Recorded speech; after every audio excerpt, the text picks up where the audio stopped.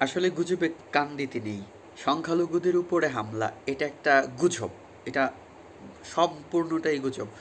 এখানে কিছু আ মানে সামান্য পরিমাণে কিছু ঘটনা ঘটেছে যেটা সেটা হচ্ছে রাজনৈতিক বিষয় নিয়ে। কেউ আওয়ামী লীগ করতো, তার প্রতিহিংসার শিকার হয়তো বা প্রতিপক্ষের মাধ্যমে হতে পারে, বা বর্তমানে স্বাধীন যারা হয়েছে ছাত্র জনতা বা সাধারণ জনগণ তারা কিন্তু এই কাজটা কখনোই করবে না। কারণ তারা তো কোনো দল করে না।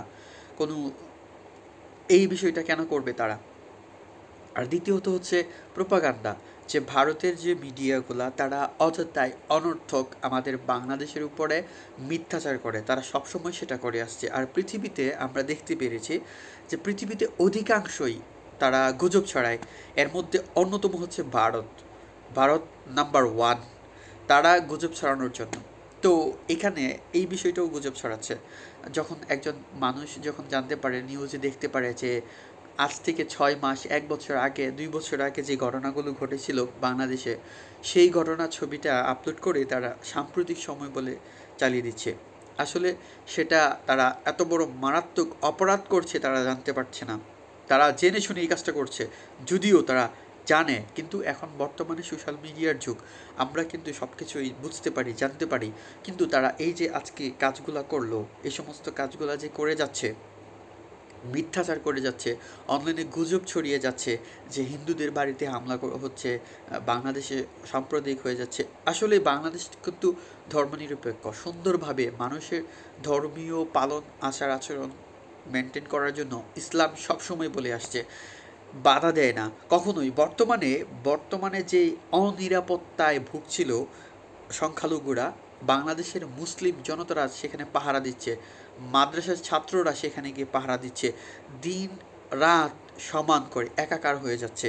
তারা খেয়ে না খেয়ে এত বড় উপকার করে যাচ্ছে, তাদের কোনো গুণগান তো নাই, বরঞ্চ তাদের উপরে মৌলবাদের অপবাদ দেওয়া হচ্ছে।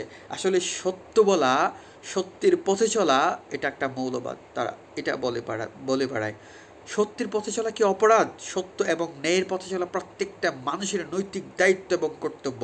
শুধুমাত্র মুসলিমদের জন্য নয়, প্রত্যেকটা মুসলিম অমুসলিম সবার উপরে বর্তায়।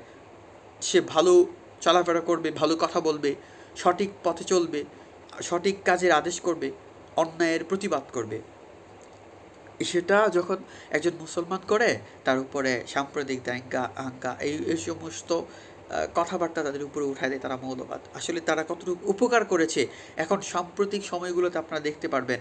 বিগত যে কয়েকদিন বাংলাদেশে আইন শৃঙ্খলা বাহিনী ছিলই না বলতে গেলে, এই যে শৃঙ্খলা বজায় রাখছে বাংলাদেশের ছোট ছোট ছাত্র জনতা, মাদ্রাসা ছাত্র, স্কুল কলেজ ইউনিভার্সিটি, প্রত্যেকটা সেক্টরে মেয়ে থেকে নিয়ে ছেলে পর্যন্ত সবাই এখানে সজাগ। তার ভিতরে বাংলাদেশকে একটা উস্কানিমূলক পোস্ট করে গুজব ছড়িয়ে ইন্ডিয়া যে প্রোপাগান্ডা চালাচ্ছে, এটা কিন্তু আদৌ সঠিক নয়। আমাদের দেশের উপরে বিরাট একটা অপপ্রচার চলছে।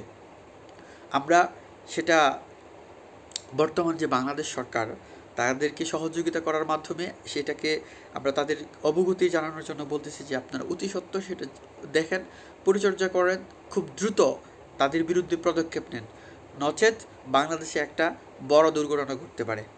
তো এই ছিল আজকে প্রোপাগান্ডার বিষয় নিয়ে। তো ভালো থাকবেন, সুস্থ থাকবেন। আসসালামু আলাইকুম।